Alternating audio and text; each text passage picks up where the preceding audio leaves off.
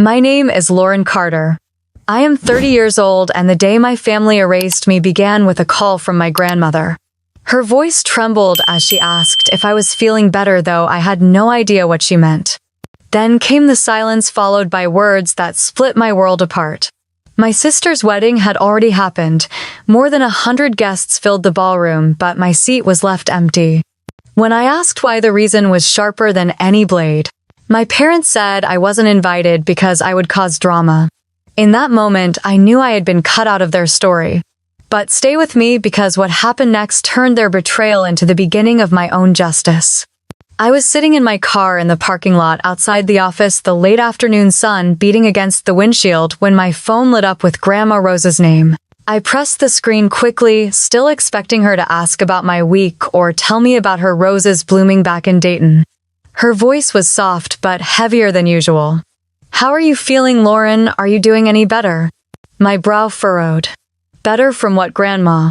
"I'm fine, why?" There was a pause, a silence so heavy I could hear her breath shifting through the speaker. My stomach tensed because I knew whatever came next was going to hurt. "Your parents told me you weren't invited to Isabella's wedding because you might cause drama."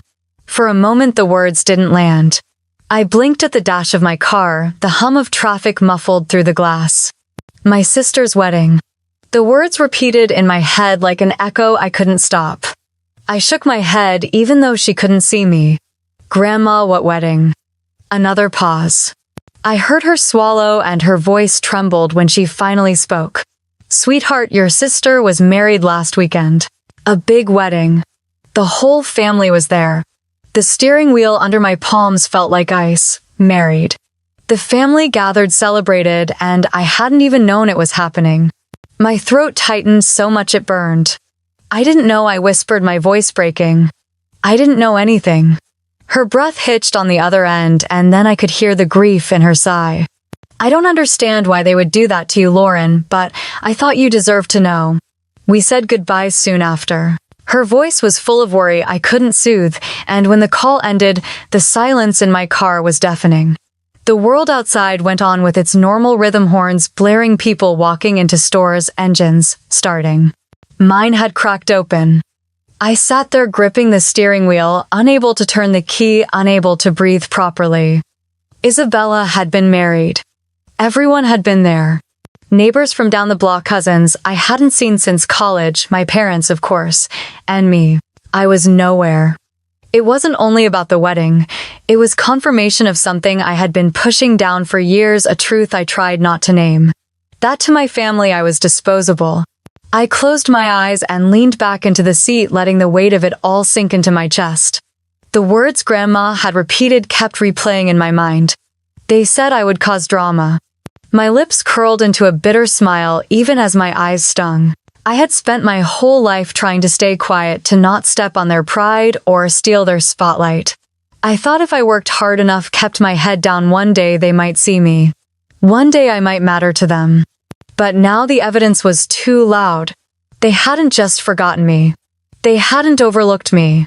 They had chosen to erase me from a moment that would live forever in photographs and stories, a moment they wanted me nowhere near. My phone slipped from my hand into the cup holder, the screen dark. My chest rose and fell fast, shallow, like I was fighting against the air itself.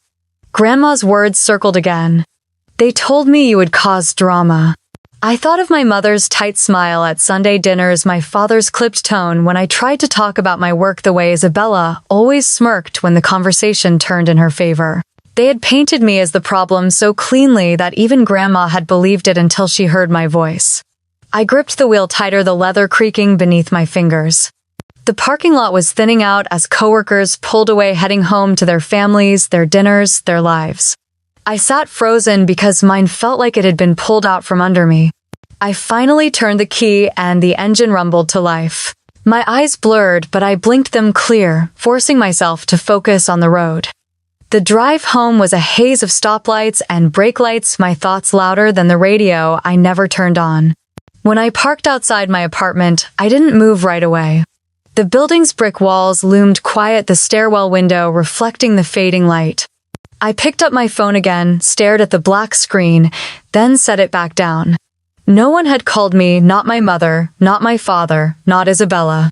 Only Grandma, and even she had been told a version of me that wasn't real. I carried my bag upstairs and let it drop on the couch. The silence inside pressed against me, the same silence that had followed me from the car. I sat down, elbows on my knees, my hands covering my face. My breath came ragged, uneven. The wedding had already happened, the pictures already taken, the vows already spoken, the glasses already clinked. My parents had smiled, my sister had shined, and I had been erased. And sitting there in that still apartment, I finally admitted it to myself. It wasn't an oversight, it wasn't bad communication. It was deliberate. They had decided I did not belong. And now there was no going back. When I finally let my head drop back against the couch, my mind did what it always did when reality felt too sharp. It drifted backward to years that still ached in quiet ways. Childhood memories never left me alone, especially the ones that showed me exactly where I stood in my family. I saw my father, Richard Carter, standing on the sidelines of a county fair pageant when I was 9 and Isabella was 12. She had begged to enter the junior beauty contest, and he had driven her 2 towns over just to watch her walk across a stage in a blue satin dress. His voice was booming, cheering so loudly the other parents turned. Evelyn sat beside him, clapping with both hands and calling Isabella's name as if her daughter were the only girl in the room. I had held a stack of library books in my lap, waiting for the show to end invisible beside them. When Isabella won second place, my father hoisted her up on his shoulders and declared that she was destined for more than this small town could ever offer. No one asked me how I had done on the spelling bee that same morning. I had placed first, but there had been no banners, no clapping, no shoulders to sit on. That pattern followed us home. Evelyn's friends at church would smile wide when she bragged about Isabella singing a solo at Sunday service or organizing a youth fundraiser. I remember standing in the fellowship hall holding a plate of cookies I had baked for the same event. My mother barely glanced at me as she praised Isabella's voice. I bit my lip, the taste of chocolate and sugar clinging to my hands, and wondered why my efforts never seemed to matter. By the time I reached high school, I was used to shrinking. Isabella floated through the halls in cheer uniforms, laughing with friends, while I kept my head down in the library chasing grades like they were oxygen. I told myself that if I worked hard enough, they would notice me. I still remember the envelope that came in the spring of my senior year. A scholarship offer, a full ride to Ohio State, something I had dreamed about quietly for years. I rushed home, heart pounding, the letter clutched in my hand. My father was at the kitchen table reading the sports section, Evelyn chopping vegetables at the counter. I laid the envelope down and said I got it, a full scholarship. Richard looked up briefly, nodded, and muttered, "Good for you," before folding the paper back in front of his face. Evelyn smiled, but it was thin, distracted, as she asked if I planned to live in the dorms or come home on weekends to help Isabella with her driving practice. The sting of that moment never left me. Even when I moved into the dorms, even when I stayed up all night finishing papers, even when professors praised me. The calls home were always about Isabella, her internships, her plans, her boyfriends. I worked harder. I thought maybe a degree would change something. When I finished my MBA at Northwestern, I sat in a sea of caps and gowns, my name called, my diploma in hand. My parents were in the stands, but only clapped politely, their smiles fading when they noticed Isabella's boredom. That night at dinner, Richard said he was proud of her for getting promoted at her PR firm. He never mentioned my degree again. The memory that still cut the deepest happened years later. It was Thanksgiving of 2018. The table was crowded with cousins and aunts' laughter spilling through the house. The smell of turkey and cinnamon filled the air. I had just been offered a position at Hayes Capital, a firm I had fought hard to get into. I decided to share the news, thinking maybe this time would be different. I stood, my fork clinking against my glass, and said I wanted to tell everyone I've been promoted and I'll be moving into a new role at Hayes Capital. The chatter quieted for a moment, heads turning toward me. My cheeks warmed, but I held onto that little flicker of pride. Before I could say more, Richard leaned back in his chair, wiped his mouth with his napkin, and said, "Isabella is the true pride of this family. She's just landed a big account at her firm. Now that is impressive." The cousins applauded, Evelyn clapped her hands, and Isabella gave me that smirk I had known since childhood, the one that told me she was used to winning before the game even started. My words shrank in my throat. I sat back down smiling like it didn't matter while inside something cracked so loudly I was afraid they could hear it. That night after everyone left, I stood at the kitchen sink rinsing plates. Evelyn came up beside me humming. She said I should be grateful to have a steady job, that not everyone could shine like Isabella, but I was still useful. Useful. The word stuck like grit between my teeth. I went back to my small apartment in Cleveland with leftovers in a foil tray and sat alone at the table, my new title echoing in my head. It should have felt like victory, but it felt hollow. Those years taught me a lesson I wish I could have unlearned. That in the Carter house, no matter what I achieved, I would never be enough. The spotlight was reserved for Isabella. The applause was saved for her. And every time I tried to step forward, someone pushed me back into the shadows. Now, sitting in my apartment years later, with Grandma's call still ringing in my ears, it all connected. The wedding, the lies, the excuses.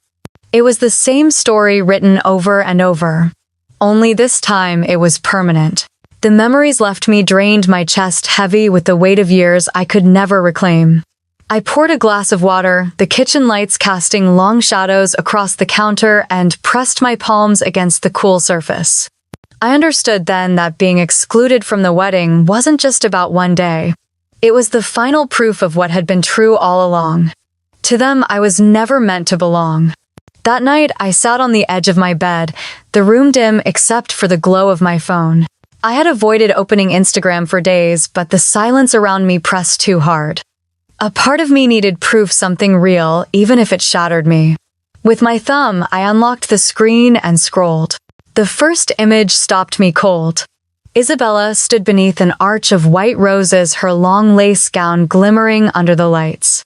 My father held her arm, his face proud, as he walked her down the aisle like it was his own triumph. My mother was in the front row, her hands pressed together against her lips, tears spilling down her cheeks. The caption beneath read, "Perfect day, perfect family." My stomach twisted. Perfect family. I kept scrolling. Photo after photo filled the screen, each one carving into me deeper than the last. The ballroom was lit by crystal chandeliers, round tables dressed in silk cloths, a towering cake gleaming at the center. The crowd was endless, faces from every corner of my past. Neighbors from Dayton who used to wave at me on the way to school. Cousins I had not seen since I was a teenager. My mother's church friends, my father's golf partners. All of them had been invited, dressed up and smiling into the camera. All of them except me. My throat tightened as I swiped again. There was Isabella twirling on the dance floor, her veil catching the light as she laughed in my father's arms. Evelyn leaned into the frame, her face bright with joy, no trace of guilt. In another photo, Richard stood with a microphone, raising a glass of champagne, smiling so wide his cheeks flushed. The caption read, "A father's proudest moment." I dropped the phone into my lap, my pulse racing in my ears. This wasn't an intimate ceremony. It wasn't a small gathering where space was limited. It was a spectacle, one they had gone out of their way to make sure I did not see. I picked the phone back up and scrolled again, punishing myself with every new picture. Aunts posed by the cake, uncles clapping in the background, children running across the dance floor. Laughter frozen in frames. I searched desperately for a glimpse of myself, some hint that maybe they had mentioned me, maybe a chair with my name left empty. But there was nothing. The silence around my name was louder than the music in those videos. I thought of Grandma Rose's voice, steady but uncertain, when she said they told her I would cause drama. The words wrapped around me like a chokehold. My parents had not only excluded me, they had justified it with a story that made me the villain. The bitterness surged so quickly I clenched my jaw until it hurt. Drama. That was what they called me.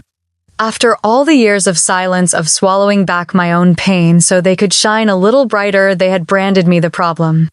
I stood pacing the room, the phone still in my hand. My reflection in the mirror across the room startled me. My eyes were red, my shoulders tight. I barely recognized the woman staring back. I wanted to scream, to throw the phone, to make the walls hear what they never had.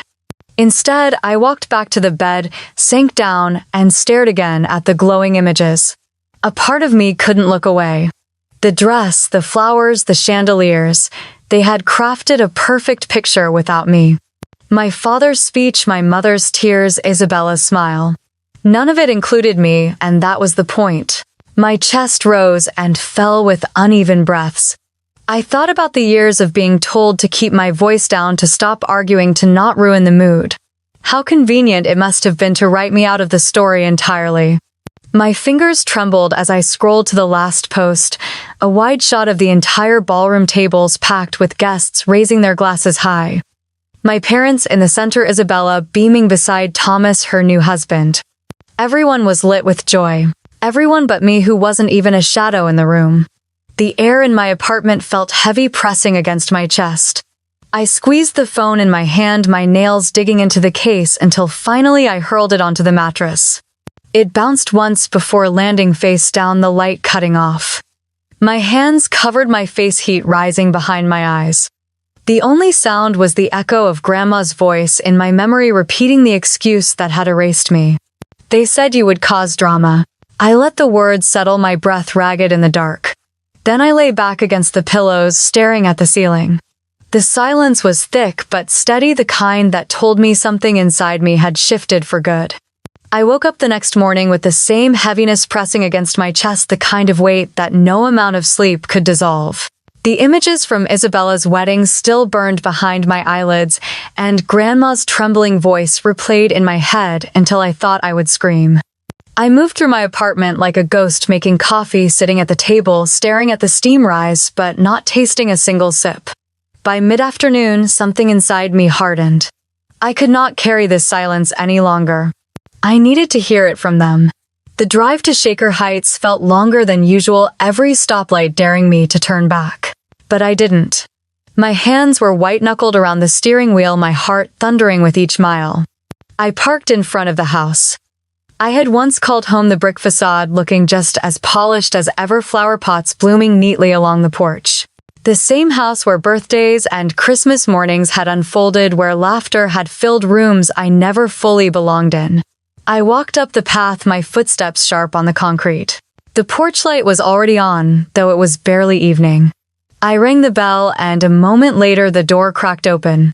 Evelyn stood there in a soft blouse and slacks, a dish towel in her hand. Her eyes widened at the sight of me, and she forced a smile that didn't reach her eyes.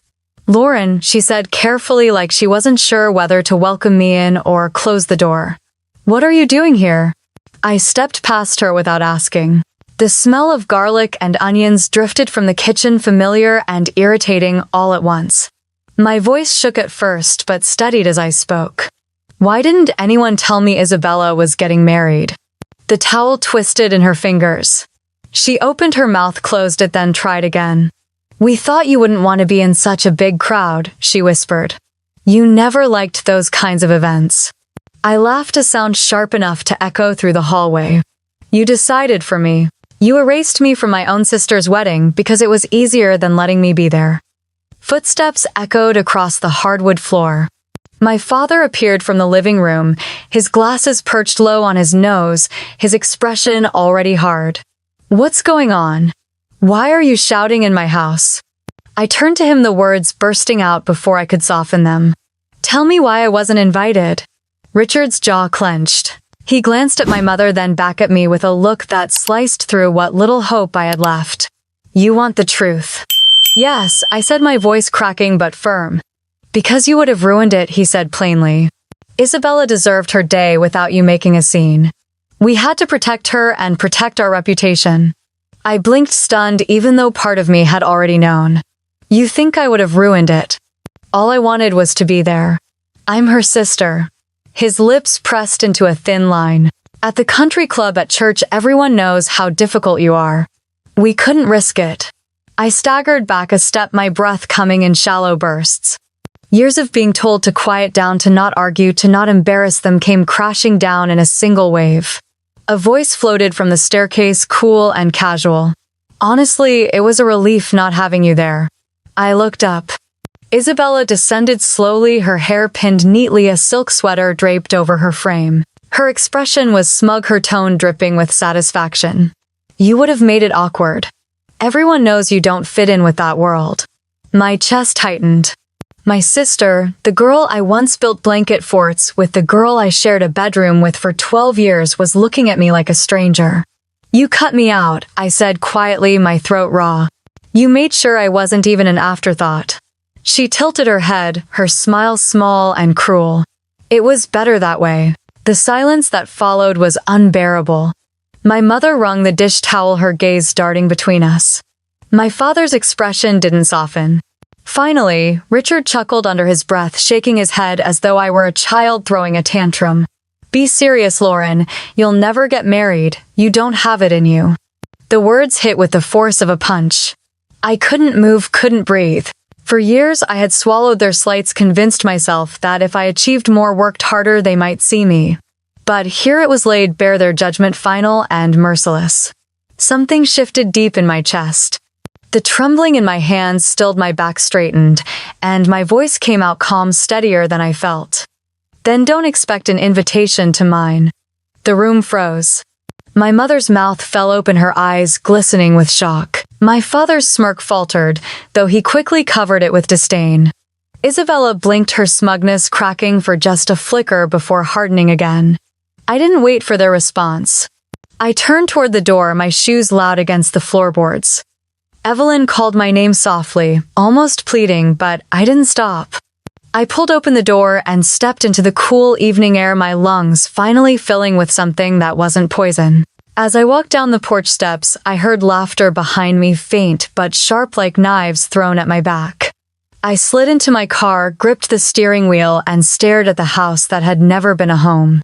The porch light glowed warmly, a beacon for everyone but me. I started the engine, the rumble steady under my hands, and pulled away from the curb. My reflection in the rearview mirror looked pale and worn, but my eyes held something I hadn't seen in years. Resolve. The streets blurred past each block, carrying me farther from the words that had been meant to break me. For the first time in a long time, I realized they no longer had the power to decide who I was. They had thrown me out of their story, but maybe it was time I wrote my own. When I unlocked the door to my apartment, the familiar quiet wrapped around me like a blanket. I set my bag on the counter and leaned against the kitchen island, breathing in the scent of coffee grounds still lingering from that morning.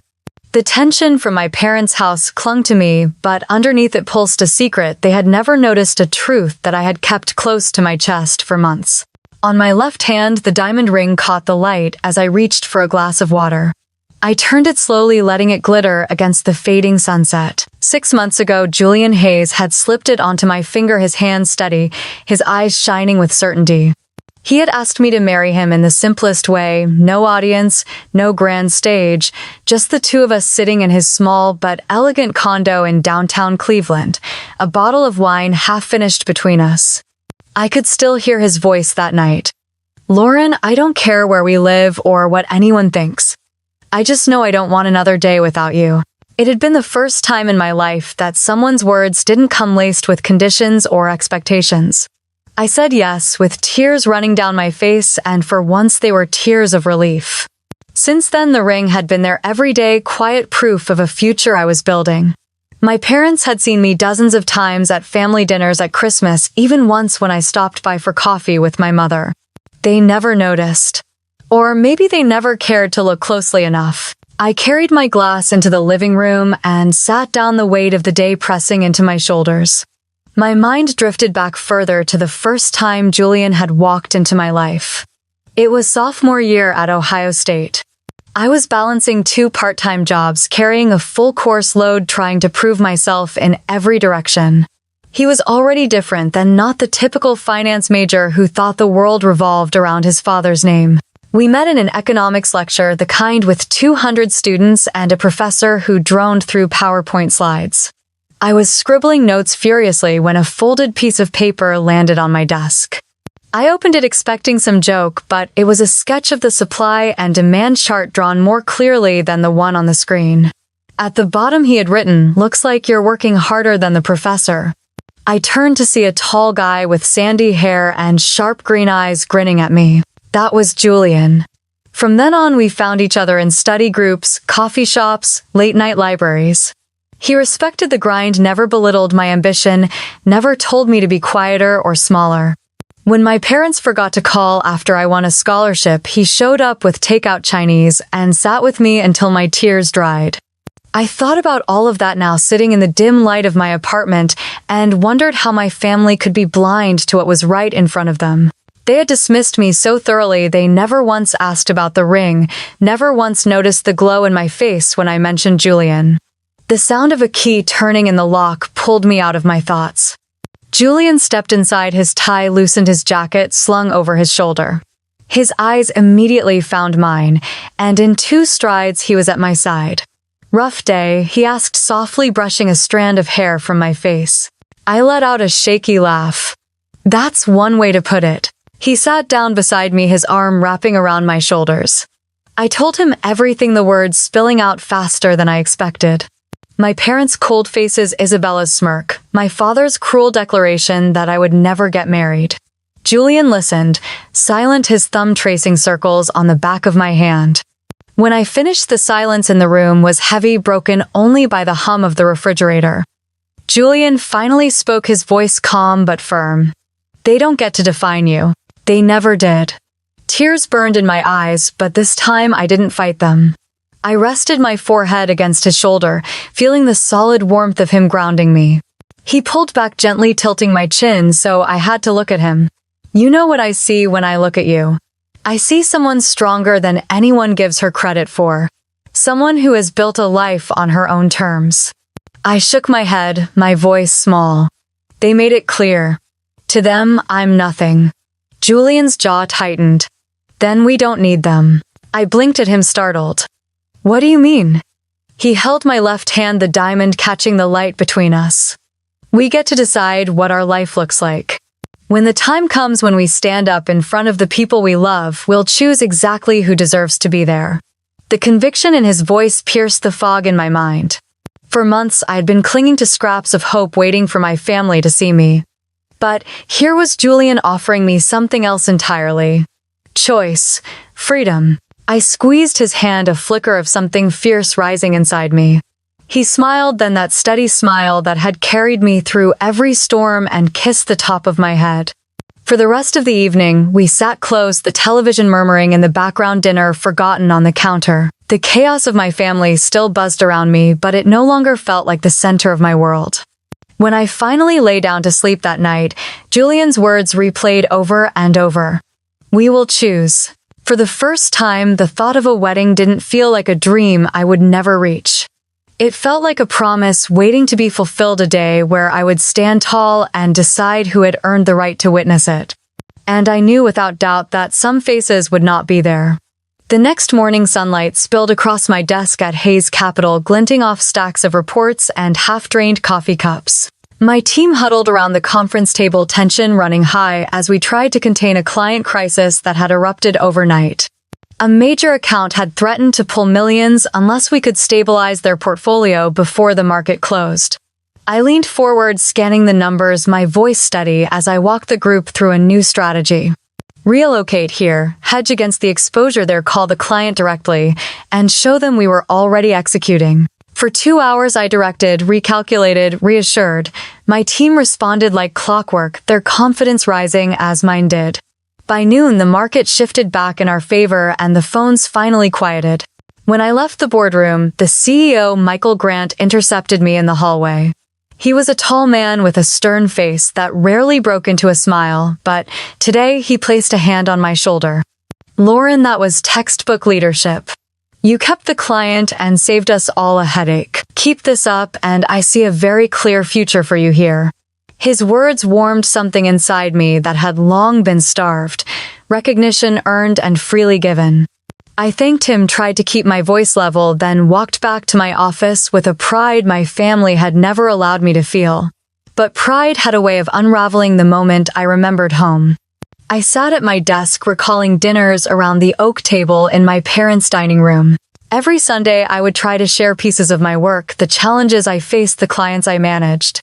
I would get no more than 2 sentences in before my father would cut across my words. Lauren, enough about spreadsheets, let Isabella tell us about her weekend. And then all eyes would turn to her, Isabella, glowing as she described some gala or photo shoot, my mother beaming as though her daughter were on the cover of Vogue.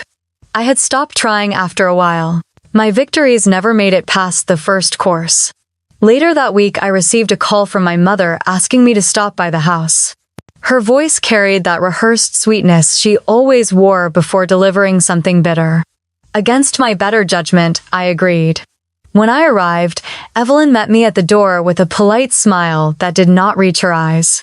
She led me into the living room where my father was already seated, papers neatly arranged on the coffee table. Richard cleared his throat, his expression the same one he wore in the board meetings I had sometimes observed when I was younger, back when I still thought he admired me. Lauren, we need to talk about the house. I sat down slowly, my palms pressing against my knees. What about it? Evelyn folded her hands, her tone careful. Your sister is married now. She and Daniel will need stability, a foundation to start their lives. We think it is best if the family home passes fully to her. I blinked, stunned. That house had been in our family for 3 generations. I was still listed in the will alongside Isabella. My voice caught. You want me to give up my share? Richard slid the papers toward me, his gaze cold. We already had our attorney draft the documents. All you need to do is sign. Anger flared in my chest. So after shutting me out of the wedding, now you want to erase me from the house too?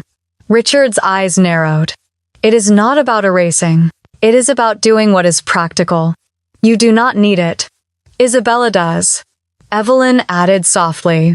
Think of it as a gift to your sister. A gesture of unity after all that has happened. I let out a bitter laugh. A gift. After telling the entire family I would ruin her wedding. After pretending I do not exist. Now you expect me to hand over the only tie I have left to this family. The silence that followed was suffocating. My father's jaw tightened, his voice cutting through. You will sign, Lauren. You have always been difficult, but this is bigger than you. I pushed the papers back across the table, the pen rolling onto the carpet. Evelyn's smile faltered. Think carefully. This will make things much easier for everyone. My throat burned as I stood. For everyone but me. You made your choice when you locked me out of the wedding. You do not get to take this too. Richard's voice rose sharp enough to pierce the air. Then do not expect to be welcome here anymore. I turned toward the door, my pulse racing, but my steps steady. I paused just long enough to glance back at them. You already made sure of that. The weight of the house seemed to press down on me as I walked outside, the autumn air biting against my cheeks. My chest ached, but beneath it ran a current of something stronger, steadier. They could strip me of invitations, dismiss my achievements, even try to take my inheritance, but I was done handing them pieces of myself. I unlocked my car, slid inside, and gripped the steering wheel. My hands were trembling, but not from fear. The heaviness lingered, yet beneath it was a quiet certainty. They had taken enough, and I would not give them more. The following morning, I woke to the vibration of my phone buzzing on the nightstand. Dozens of notifications lit the screen, messages from people I barely spoke to anymore. Some were curious, some pitying, others laced with that sharp edge of gossip disguised as concern. Confused, I opened Facebook, and the words hit me like a slap.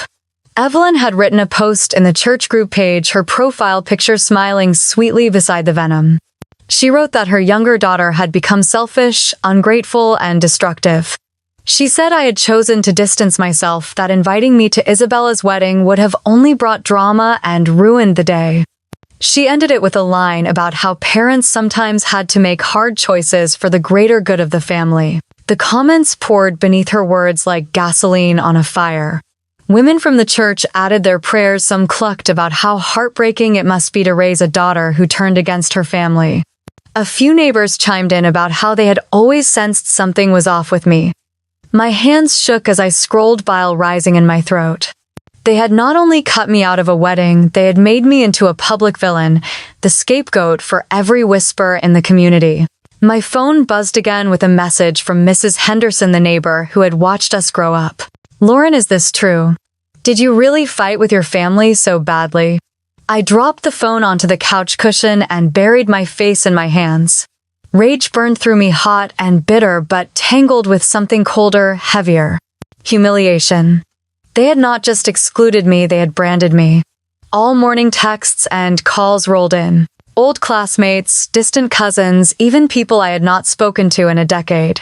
Each message carried curiosity or judgment, but very few carried kindness. I considered writing a response, posting my side of the story, but the thought made me sick. My mother had played her role so well, painting herself as the long-suffering parent. Anything I wrote would only feed the circus.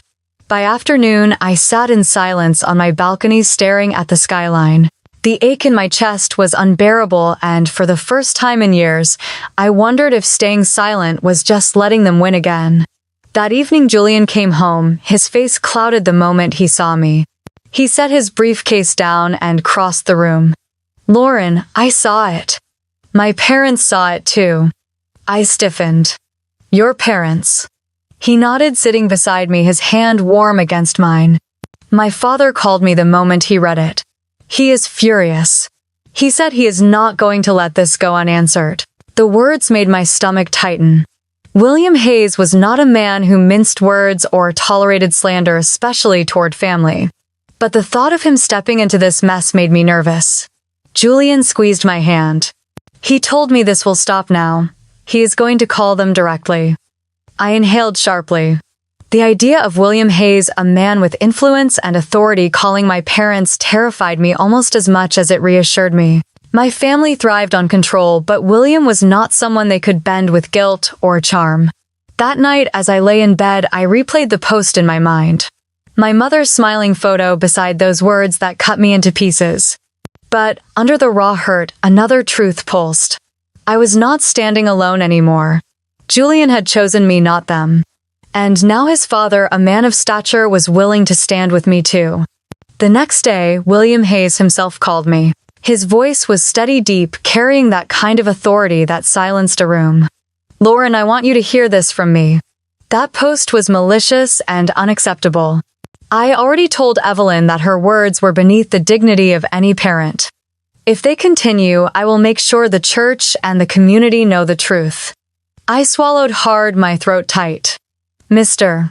Hayes, I do not want to drag anyone through public battles." His voice softened but did not waver. "Sometimes battles find us whether we want them or not. They chose to humiliate you in front of others. That will not stand." When the call ended, I sat in the stillness of my living room, the words echoing in my chest.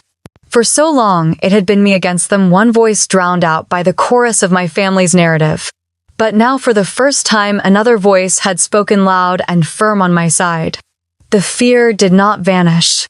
I knew my parents and I knew Isabella. They would not take kindly to being challenged, especially by someone outside the bloodline. But beneath the unease was a new certainty. I was not alone anymore. I closed my eyes, my breath finally steadying, and allowed myself to feel the smallest flicker of strength. Maybe this was the beginning of something I had never dared to believe in. Support that could not be stripped away, loyalty that was not conditional. For the first time in weeks, I felt the faintest sense of relief settle in my chest, fragile but real. Julian leaned across the table that evening, his eyes steady, as if he already knew the decision forming in me before I did. His family had gathered us for dinner at their home in Connecticut, the kind of dinner that hummed with warmth instead of tension, where voices rose in laughter instead of sharp commands. Between courses, William mentioned the estate in New England, a sprawling property tucked against rolling hills and shaded by ancient oaks. He said it could hold 40 guests, comfortably private yet filled with character. The words were an offer, but the tone was more than that. It was a promise of belonging. Julian's mother, Elizabeth, reached for my hand across the linen-covered table. "You deserve a day that is only about love, not about survival," she said softly. I felt tears sting the corners of my eyes, because it was the first time someone had said that to me. Not about keeping the peace, not about what others might think, just love. The next morning we began to draft the guest list. 40 names. Each one carefully chosen, not from obligation but from genuine connection. Rose was at the top, written in my neat handwriting, followed by Aunt Margaret, who had always slipped me encouragement when no one else noticed. Then Emily and Grace, my cousins, who had laughed with me during summers when the weight of favoritism pressed the heaviest. When the envelopes arrived from the printer, cream with gold edging, I ran my fingers over them as if they were fragile. Julian sealed the first one and pressed it into my hands. "Take this to your grandmother," he said. "I want her to know how important she is to us." That weekend we drove to Rose's little house on Maple Street. She opened the door slowly, her silver hair tucked behind her ears, her eyes wary until she saw the envelope in my hand. Her fingers trembled as she opened it. For a long moment she just stared at the card, the words embossed in delicate script. Then tears welled in her eyes. "I never thought I would see this day for you," she whispered, pulling me close. "Not because you were not worthy, but because they made you believe you were not." My chest tightened and I hugged her harder than I had in years. Behind her, Aunt Margaret dabbed her eyes with a tissue, murmuring that she would not miss it for the world. Emily and Grace squealed as they read their invitations, their joy genuine and unfiltered. For the first time, handing out wedding invitations felt like offering pieces of myself and watching them be held gently instead of crushed. That night, though, sleep evaded me. I lay in bed staring at the ceiling, the shadows long and restless. Every time I closed my eyes, I saw Richard's face, the smirk curling as he said I would never have a wedding. His voice crawled into the silence, sharp and cruel. I tossed and turned, my mind tugged between the warmth of the people who cherished me and the ache of the ones who had cast me aside. Julian rolled over and brushed my hair back. "You are awake again," I sighed. "I keep thinking about them, about whether I should send an invitation." His brow furrowed. After everything they did, the question hung heavy in the dark. Part of me wanted to believe in reconciliation, in the idea that family could heal if given the chance. But the latter part remembered my father's mocking laughter, my mother's carefully crafted betrayal on Facebook, Isabella's gloating words. Julian held my hand. "This is your day, our day. We choose who deserves to be there." The simplicity of his statement cut through the noise in my head. For years my life had been shaped around what my parents wanted, what Isabella demanded, what would keep the peace. But this day was not theirs to control. The following afternoon I sat at the kitchen table with the last few invitations in front of me. The empty envelopes stared back like accusations. My hand hovered, pen shaking slightly as if part of me still waited for permission. Then I pushed them aside. They would remain blank. I thought of the look on my father's face, his certainty that I would never stand in a white dress with someone who loved me. I thought of my mother twisting words until the world saw me as the problem. I thought of Isabella, smug and triumphant when she believed I had been erased from the story entirely. I whispered into the quiet, almost like a vow. "Not this time." When Julian came home that evening, I showed him the stack of completed invitations, each one sealed and ready. The pile was smaller without their names, but it felt stronger. He looked at me, searching my face, then smiled gently. "So you decided?" I nodded, the weight in my chest lighter than it had been in years. "They will not be there." He kissed my forehead and pulled me into his arms. "Then we will celebrate with the people who matter." Later that night, as I slipped the invitations into the mailbox, I felt the finality settle in. It was not bitterness, it was clarity. I was choosing my future, and in that choice, I finally let go of the hold they had kept on me for so long. I walked back inside, the cold air sharp against my cheeks, and for the first time the silence in my home felt like peace instead of emptiness. The bridal shop smelled faintly of lavender and new fabric, a comforting blend that settled my nerves as I stood in front of the mirror. The gown hugged my frame, softly, layers of ivory tulle cascading around me in a way that felt unreal. Emily and Grace circled me like excited bees, their voices overlapping as they fussed over details I hadn't even considered. "The neckline is perfect," Emily said, adjusting a stray strap. Grace clasped her hands together. "And the train, oh my gosh, it's like something out of a magazine." I laughed, a sound that startled me because it came so easily. For years, laughter had felt guarded, as if I needed to be careful not to draw too much attention. But here, surrounded by people who wanted nothing from me but to see me happy, it came naturally. Diana, the seamstress, pinned the fabric carefully. She tilted her head, studying the way the gown fell, then smiled at me in the mirror. "This is your dress. You can see it in your eyes." I stared at my reflection, trying to reconcile the woman in the mirror with the girl who had once sat silently in family dinners, shrinking into the background while Isabella was praised. The woman staring back at me looked strong. She looked loved. Later that afternoon, we gathered at my apartment. Emily and Grace sprawled across the couch, flipping through mood boards and Pinterest photos, throwing out ideas faster than I could write them down. Dried lavender centerpieces, twinkle lights wrapped around the oak trees, a dessert table with homemade pies instead of a towering cake. "You don't have to make it picture perfect," Grace said, grinning as she waved her phone. "Just make it you." Aunt Margaret arrived with a notebook in hand, ever the organizer. She immediately began cross-checking the guest list, with the catering arrangements, her pen moving with precision. She reminded me so much of Rose in that moment, practical and steady, a kind of anchor I had never felt from my parents.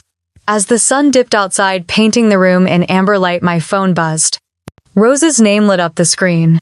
I stepped onto the balcony, heart lifting as I answered.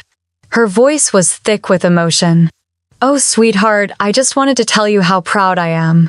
I never thought I'd see this day, not because you weren't worthy, but because they worked so hard to convince you otherwise."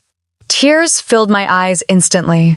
"Grandma, She sniffled on the other end. "I'm coming early, you hear me? I want to be there for every moment. I'll sit in the front row and clap louder than anyone." A laugh bubbled out of me, shaky but genuine.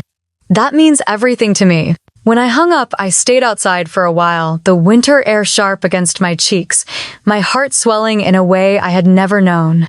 For so long I thought family meant blood obligation and the weight of unspoken rules. But standing there hearing the voices of people who had chosen me, I realized family was something different. It was love freely given.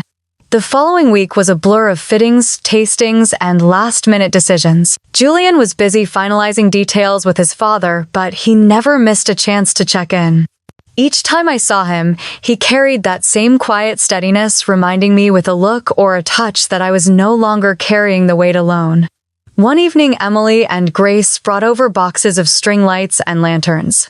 We sat cross-legged on the floor, untangling wires and laughing at our own clumsiness. Margaret fussed over the seating chart, muttering to herself as she rearranged names until the flow felt just right. It struck me then how different this was from the chaos of my childhood home. Back then, preparation for Isabella's pageants or celebrations always left me excluded, standing at the edges, pretending not to care. Here I was at the center, not because I demanded it, but because they wanted me there. When the night ended and everyone trickled out with promises to meet again, I closed the door behind them and leaned against it, overwhelmed by the quiet joy that filled the space. I was not alone anymore. A few days later, Rose called again. This time her voice was steadier, but no less emotional. "I've been telling everyone at church. I know I shouldn't brag, but I can't help it. My Lauren is getting married." I smiled into the phone. "I hope they're ready for you to cry through the whole ceremony." Her laugh was warm, the kind that wrapped around me like a blanket.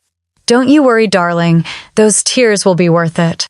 After we hung up, I placed the phone on the counter and stood in the kitchen for a long time. A memory flickered of sitting at the family dinner table years ago, my father praising Isabella in front of everyone, calling her the pride of the Carters, while my own achievements faded into silence. The ache of that moment had lived in me for years. But now, standing in the glow of a life I had built for myself, it felt smaller, almost like an echo.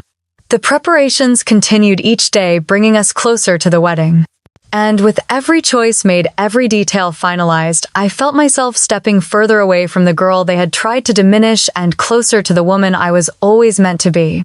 As I tucked away the last box of decorations, I realized that this was more than a wedding. It was a reclamation. It was proof that love, respect, and belonging could exist even when blood ties failed. And for the first time in my life, I let myself believe I deserved all of it. The night sky glittered above the Hayes family estate, a canopy of stars that seemed to bow down to the rows of soft golden lights strung across the trees. The air was cool but gentle, carrying the scent of pine and wood smoke from the torches lining the pathway. Guests moved through the courtyard with murmurs of awe, their footsteps crunching lightly on the gravel as they approached the ballroom. The moment I stepped out in my gown, a hush settled across the crowd. It wasn't the silence of judgment that I had known too many times before. It was reverence, the kind that comes when people truly see you. My chest tightened, but not with pain. It was the weight of finally being honored. Rose was seated in the front row, a delicate lace shawl draped over her shoulders. When her eyes found me, they glistened, and tears rolled freely down her cheeks. I saw Aunt Margaret lean over and pat her hand, her own expression softened with pride. Emily and Grace stood behind them, practically vibrating with excitement, their phones discreetly snapping pictures before tucking them away to clap. Julian waited at the altar, his face steady, his smile the kind that anchored me through the chaos of life. When I reached him, the world seemed to narrow until it was only the two of us, hands finding each other as though they had always belonged there. The ceremony passed like a dream, each vow spoken with a trembling voice but unwavering conviction. When the minister finally announced us husband and wife, the sound of applause erupted, echoing against the stone walls of the estate. Rose pressed a handkerchief to her face, unable to contain her sobs of joy. Aunt Margaret stood clapping until her palms turned red. As the evening carried into the reception, the ballroom glowed under chandeliers and candlelight. The long tables were dressed with ivory linens and fresh garlands of greenery, the air alive with laughter and music. For the first time in my life, I felt enveloped, not excluded. No one interrupted me, no one dismissed me. Guests leaned in when I spoke, eyes attentive, smiles genuine. During dinner, Aunt Margaret rose to give a toast. Her voice wavered at first, but then steadied. "I have known Lauren since she was a child," she said, her gaze sweeping the room before landing on me. "I have seen her overlooked, underestimated, and left behind, and tonight I see her celebrated. To witness her find love, respect, and joy is a gift I will carry for the rest of my life." Glasses clinked, the room buzzing with warmth, and I felt tears sting my eyes. For years, I had dreamed of being spoken of with such pride, and now it was real, spoken before witnesses who believed every word. Later, as I moved through the guests, someone at one of the tables asked gently about my family's absence. The question might have once cut me open, but tonight I met it with a calm smile. "Only those who deserve to be here are here," I said, and the words left my mouth without bitterness, only certainty. The guest nodded with quiet understanding, and the conversation drifted back to laughter. On the dance floor, Emily and Grace dragged friends into circles, their gowns twirling, their laughter contagious. Aunt Margaret chatted with the Hayes relatives, already trading recipes and family stories. Rose sat near the fire, watching everything with a glow of contentment that reminded me of the safety I had always longed for. Julian pulled me into our first dance, the room dimming slightly as the music began. His hand was firm at my waist, his eyes locked on mine, and as we moved, everything else fell away. I could hear the faint clapping and rhythm, see the smiles of friends surrounding us, but none of it mattered compared to the serenity that flowed through me. He leaned close, his voice low enough that only I could hear. "We made it here together." I rested my forehead against his shoulder, my heart steady in a way it had never been before. For years I had chased approval from people who could never give it. Now I had chosen a different kind of belonging, one built on love that asked for nothing but truth. As the song swelled, I lifted my head and met his eyes, feeling the certainty settle deep inside me. The past had tried to break me, but it had led me here to a night wrapped in light laughter and freedom. The applause rose around us as the song ended, but my world stayed quiet, anchored by the man whose hand still held mine. And for once, I did not feel the need to look over my shoulder. I was exactly where I was meant to be. The morning after the wedding, my phone buzzed before the sun had fully risen. Dozens of notifications piled up on the screen, all from the same thread. My father's clipped words came first, accusing me of humiliating the family. Then my mother's messages followed in a rush, sharp and frantic. "How dare you shut us out? You've embarrassed us in front of the entire community." My chest tightened as I scrolled, not because their words carried the old weight, but because I realized they were still trying to twist the story into something it was not. When I ignored the messages, Evelyn turned to the only platform she truly understood: Facebook. By mid-morning, her post had gathered comments from church acquaintances and neighbors alike. I read the words slowly, each sentence painting her as a grieving mother wronged by her own child. I was not invited to my daughter's wedding, she wrote, leaving out every cruel remark, every deliberate cut that had led us here. The comments poured in, people consoling her, offering sympathy, some shaking their heads in disbelief at my supposed cruelty. For a moment, heat rushed up my throat, anger so sharp I almost replied publicly.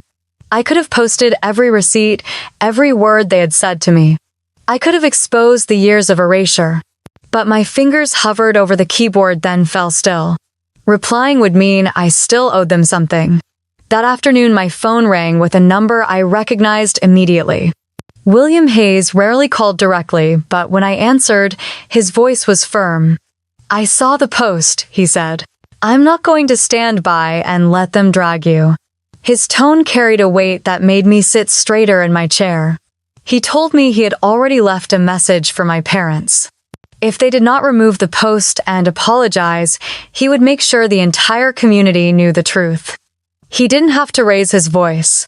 The calm certainty in his words was enough to strip away any doubt. By evening, the post vanished. No follow-up, no apology, just silence. It was the first time in my life that my parents had backed down so quickly, and it was not because of me. It was because someone with more authority than them had finally told them no. I stared at the empty space where their words had been, a strange calm settling in my chest. For once, I wasn't the one scrambling to defend myself. Weeks slipped into months. Married life with Julian steadied into something quiet and full. My career at Hayes Capital pushed forward, and I found myself thriving in a way I never had when I was still tethered to their judgment. The Carter name stopped echoing in my ears every morning. Until one crisp October afternoon, Isabella called. Her voice was brittle, stripped of the sharpness it once carried. She asked if we could meet. Against my better judgment, I agreed, curiosity outweighing hesitation. We met in a coffee shop downtown, the same kind of place where years earlier she would have mocked me for spending my weekends buried in spreadsheets. She looked tired, her hair pulled into a loose knot, her eyes ringed with exhaustion. Thomas joined her, his jaw tight, his posture defensive. They spoke in turns, explaining how their startup had collapsed under mounting debt. Investors had pulled out, contracts had been canceled, and their once glossy image had begun to crumble. They wanted help, not just financial but strategic. They knew I had the resources, the knowledge, the connections. For a long moment, I said nothing, letting their words fill the space. Once I would have jumped at the chance to prove my worth, to earn a nod of approval. Now all I saw was the same pattern repeating. They had discarded me when I didn't suit their picture, and now they wanted me to be the savior. Finally, I spoke, my voice steady. Family is supposed to help each other, isn't it? Their faces lit with the faintest glimmer of hope before I finished. Tell me, where were you when you locked me out of your wedding? Where were you when you stood by and let our parents say I would never deserve this life? Neither of them answered. Isabella's lip trembled, but no words came. Thomas shifted uncomfortably, his hand drumming against the table. I leaned back, my decision already made. You only come to me now because you think I can fix what you broke. But I don't owe you that. I gathered my coat, stood, and left them sitting there, the weight of their choices settling heavier than any financial loss. As I stepped out into the crisp air, the autumn sun low in the sky, I realized something I had never felt before. For the first time in my life, I had the upper hand. Not because I had money or power, but because I no longer needed their approval. They had no control left. The leaves crunched under my heels as I walked to my car, and in the quiet that followed, I felt the certainty settle in. This wasn't revenge, it was freedom. And for once I knew the victory was mine. The weeks that followed passed quietly, filled with work and evenings that melted into warm dinners with Julian. Then one morning, as the sunlight streamed across our kitchen counter, I stared down at the small test in my hand. My breath caught. Positive. My fingers shook as I pressed against the edge of the counter, the reality sinking in. A new life. Our life. I waited until evening to tell Julian, wanting to see his face in the soft light of home. He came in tired but smiling, loosening his tie, and I felt the secret brimming inside me. When I finally said the words, his arms wrapped around me before I could finish. He pressed his forehead against mine and whispered that this was everything he had ever wanted. For the first time in so long, I felt whole. The first person I told beyond Julian was Rose. I called her late one night, nervous laughter tumbling out of me as I shared the news. She gasped, her voice breaking with joy, and within days, a small package arrived. Inside was a pair of tiny hand-knit booties, soft as clouds, the yarn pale yellow. Tucked into the corner was a note in her careful handwriting. "Family is who shows up." I pressed the paper to my chest, tears slipping down my cheeks. Dinners with Margaret, afternoons with Emily and Grace, all of them wrapped me in a sense of belonging I had once thought impossible. They planned showers, argued over names, and fussed over the baby before the baby had even made its presence known beyond a flutter inside me. They were my family, chosen and steady. But news travels quickly even without my saying a word. One evening, my phone lit up with an unfamiliar delivery confirmation. A large box arrived the next day, wrapped with glossy paper and tied in an elaborate bow. Inside was a baby blanket, pink and frilly, with a card signed in Evelyn's delicate cursive. No apology, no acknowledgement of the years of silence, only the words, "Congratulations, we are so excited to be grandparents." Hours later, her Facebook post appeared. A photo of the blanket, a caption beneath it, "Soon to be blessed with our first grandchild." Comments poured in, friends and church acquaintances gushing about what wonderful grandparents she and Richard would be. Not a mention of me, of Julian, of the history that had led us here. I sat on the couch, the glow of the screen lighting the room, and for a moment I felt the old familiar sting. Then I shook my head, setting the phone face down on the table. The blanket lay folded across the arm of the couch, untouched. Blood may tie people together, but it does not create family. Respect and love do. Julian came into the room, resting his hand over mine, then sliding it gently to my stomach. His eyes softened, and for the first time I didn't think about who was absent, only who was here.